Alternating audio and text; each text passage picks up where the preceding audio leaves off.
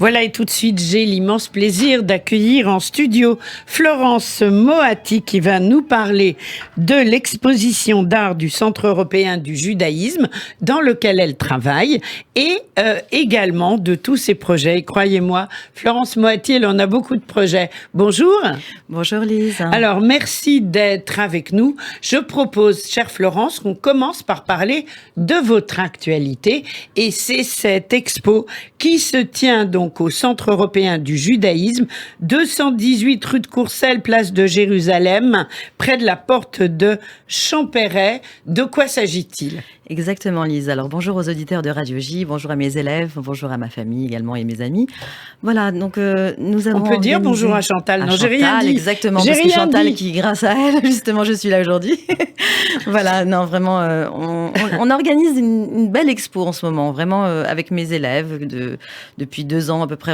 Alors, expliquez-nous. Alors, donc, voilà. Depuis 2 ans, vous êtes au Centre européen Exactement. du judaïsme, qui a à peu près cet âge-là. Tout à On ne fait. sait pas trop, parce qu'avec la pandémie, les pauvres, c'était pas simple. C'était pas simple du tout, Mais exactement. vous, depuis 2 ans, alors, qui faites-vous exactement ? Alors, je mets en place en fait des ateliers pour essayer de mettre en avant et créer des nouveaux talents hein, et surtout faire du bien aux personnes. Alors, des ateliers de peinture pour les adultes, pour les Oui. enfants. Alors, ce sont des ateliers vraiment où les gens peuvent s'exprimer, se détendre. Avoir du bien-être tout simplement et surtout se faire du bien. Alors à ce moment-là, on essaye vraiment de constituer des petits groupes. Tous les jours, il y a des cours de lundi au vendredi, y compris le dimanche, sauf bien sûr le Alors, vous Shabbat. leur proposez, ils font Je quoi ? les accompagne en fait dans les font créations. Oui, mais ils font quoi ?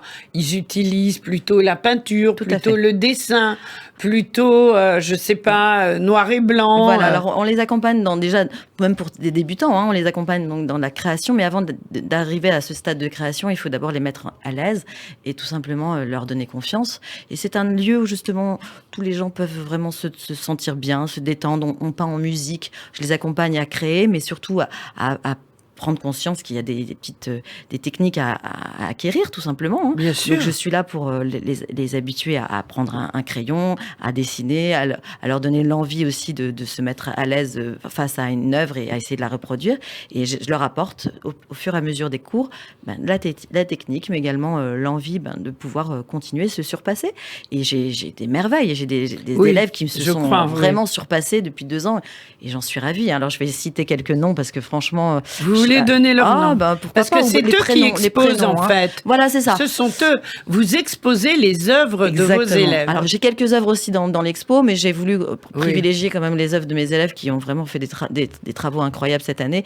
On a Moïse qui a vraiment très très bien travaillé, Brigitte, Chantal, Eva, Valériane, vraiment Agnès, Bon, on les embrasse beaucoup tous, d'autres. Voilà, on bravo. les embrasse tous, vraiment et j'en oublie d'autres, Nicole aussi. Enfin, des élèves qui me suivent depuis 2 ans. On a mis en place ces ateliers. Ça a beaucoup de bien. Enfin, ça apporte du bien-être. Alors, moi, j'ai une simplement. question. Est-ce que, si on a envie de vous rejoindre, par Oui. exemple, est-ce qu'il faut savoir tenir un crayon ou un pinceau ? Pas du tout. Voilà, j'accepte et j'accueille tous les débutants et j'essaye de mettre en place des petites méthodes qui font que les élèves tout simplement se mettent à l'aise, se détendent et font en sorte qu'ils ont envie vraiment d'évoluer facilement.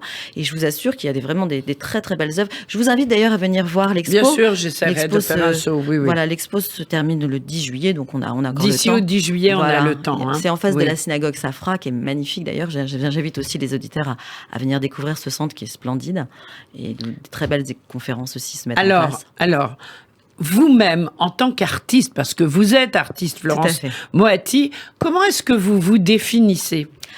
Moi, je suis une artiste de l'émotion, en fait. Hein. J'ai besoin de vibrer, de créer, mais à travers la musique. Hein. Je peins toujours en musique. J'ai aussi besoin de me sentir en accord avec moi-même. Et Donc, vous êtes artiste peintre, tout on à est fait. d'accord. Voilà, j'expose à l'étranger également. J'expose dans certaines galeries aussi en Israël. Voilà, l'idée, c'est de pouvoir s'exprimer. On a la chance, nous, les artistes, de pouvoir s'exprimer. C'est quand même une chance. Et justement, par rapport à ces périodes difficiles qu'on a pu vivre avec le Covid, les actualités aussi difficiles, on a cette chance, nous les artistes, de pouvoir nous retrouver dans notre bulle et nous faire du bien, tout simplement. Et mon but, hein, dans ces cours aussi que je donne, c'est surtout de véhiculer des bonnes bonnes énergies positives. Bien sûr. Parce que c'est très important que les gens puissent justement retrouver des bonnes sensations, du bien-être et se sentir bien tout simplement. Bien sûr. On se nourrit des autres. Hein. Les vrai. élèves me rapportent énormément. Moi, j'essaye d'apporter du positif aussi. C'est très important de se sentir bien dans cette vie. Hein. Alors, vous créez beaucoup d'œuvres Judaïka aussi. Alors, j'ai une série. Alors, vous avez une série Judaïka avec Au cœur Jérusalem. Tout à fait. Et je sais que ça vous tient vraiment à cœur. Pourquoi ? Jérusalem, c'est un lieu extraordinaire. C'est un lieu d'inspiration. Et c'est vrai que j'ai sorti des séries sur Jérusalem qui m'ont permis de me faire connaître à l'étranger, à Miami, Belgique et autres. Et vous verrez d'ailleurs plusieurs séries dans mon site internet, le florencemoati.fr, où vous pourrez justement... Alors, florencemoati.fr. Voilà, vous allez pouvoir suivre un peu mes actualités, mes podcasts, mes expos où j'ai pu éventuellement exposer aussi. Et puis surtout, les nouvelles séries, les nouvelles créations. Bien sûr. Et c'est vrai que ça permet aussi de voir... Enfin, pour les personnes qui justement ont envie de me faire des commandes, je me déplace aussi chez les gens, je me mets à la disposition des... Mais alors, dites-moi, vos ateliers au Centre européen du judaïsme, c'est tous les jours? C'est de quelle heure à quelle heure? Est-ce qu'il faut prendre rendez-vous? Comment on fait? Alors, j'invite tous les auditeurs à venir découvrir mes ateliers et essayer de faire un cours, bien sûr, d'essai. Ça, je l'offre toujours un cours d'essai pour que, justement, on puisse prendre contact avec moi et faire en sorte de voir ce que ça donne vraiment l'atelier en lui-même. Alors, tous les ateliers sont proposés tous les jours, hein, tous les après-midi. J'ai préféré concentrer. Ah, c'est tous les après-midi? Tous les après-midi, à partir de 14h jusqu'à 18h. Du lundi au jeudi. Voilà. Il y a une nocturne le mardi. Mais l'année prochaine, on va aussi mettre en place des ateliers, justement, découvertes pour les non-adhérents, les personnes qui veulent découvrir mes cours, mais qui n'ont pas forcément la possibilité de venir trop souvent. Mais des ateliers découvertes peut-être faire une porte ouverte. C'est ça. Alors, il y a une porte ouverte qui va se diriger, qui est établie à partir du 29 août, voilà. Oui. Déjà, dans un premier temps, il va y en avoir une autre, je pense, en septembre aussi. D'accord. Et l'idée, c'est de pouvoir, de faire découvrir ces ateliers. Mais l'important, surtout, qu'il faut retenir, je pense, Lise, aujourd'hui, c'est surtout, de développer le bien-être, la cohésion entre les gens, la bonne humeur. En fait, c'est quand même un peu psy, d'après ce que vous dites. L'art-thérapie, c'est très important de faire vraiment du bien. Vous faites de l'art-thérapie, je pense que c'est ça, oui. J'essaye, en tout cas, de véhiculer une bonne image et de faire en sorte que les gens... J'aime bien parce que vous dites, j'espère, mais au départ, c'est ce que vous voulez faire. C'est ce que j'avais envie de mettre en place. Et c'est vrai qu'au bout de 2 ans, j'ai quand même une 50aine d'élèves qui me suivent, adultes. J'espère encore avoir d'autres élèves qui vont rejoindre l'équipe. Et puis les enfants aussi, je les oublie pas, puisque le dimanche, je suis avec eux. Alors racontez-nous, les enfants. Les enfants, j'organise des ateliers peinture. On peut aussi également mettre en place des ateliers anniversaires. J'organise aussi une possibilité de découvrir aussi des nouveaux thèmes pour pouvoir tout simplement créer avec eux. Je suis ouverte à toute proposition. Je ne suis pas quelqu'un de fermé. J'aime pouvoir proposer, me renouveler et surtout proposer des nouvelles choses. Mais c'est bien de savoir que le dimanche, il y a pour les enfants. Ça. Toute la matinée jusqu'à peu près 14h. Après, les ateliers adultes reprennent, également à 16h. Voilà. D'accord. Et puis surtout, il y a des gens pour vous aider? Alors non, moi je suis là dans ma salle, j'ai la chance d'être dans une très très belle salle au Centre européen du judaïsme. Les locaux sont vraiment magnifiques, la salle est très claire. Et puis voilà, c'est un moment de détente, un moment de convivialité. Les gens ont envie d'avoir leur bulle d'émotion, des bulles des moments à eux, tout simplement de se sentir bien avec eux-mêmes. C'est important. Bien sûr, c'est très important. Et l'échange est important parce que on s'aperçoit qu'on vit des moments difficiles, que ce soit au niveau actualité ou période difficile, que ce soit même familiale ou autre, ça dépend des gens. Et cette bulle, cette permission de pouvoir s'accorder du temps, ça n'a pas de prix, ça fait vraiment beaucoup de bien. Bien sûr. Donc c'est une forme d'art-thérapie, mais pas que. On peut y aller si on a envie de dessiner et qu'on est bien dans ses baskets aussi. Bien sûr. Et puis même, je vous dis, il n'y a aucun jugement, personne ne se juge dans ces ateliers. Le but, c'est vraiment de prendre plaisir, de se détendre, de connaître des gens, parce que socialement, ça permet aussi à des retraités de se faire des amis. Exactement, de connaître d'autres personnes. Et puis là, on va d'ailleurs organiser avec tous mes élèves, on va organiser une très belle sortie à Giverny, là justement pour... c'est bien ça. Puis je vais mettre en place des belles sorties aussi dans des musées avec mes élèves et puis d'autres qui veulent aussi nous rejoindre. Mais c'est avec vos élèves, élèves ou autres, d'autres personnes qui veulent aussi nous rejoindre avec plaisir. L'idée, c'est de faire du bien, de se faire du bien aussi. Alors, vos projets? Alors mes Florence projets, Moatti. alors j'ai eu la chance d'avoir illustré un très beau livre. Alors Johan Pérez, que vous connaissez sûrement, qui est un auteur du Secret de la Ménorah et puis d'autres livres également.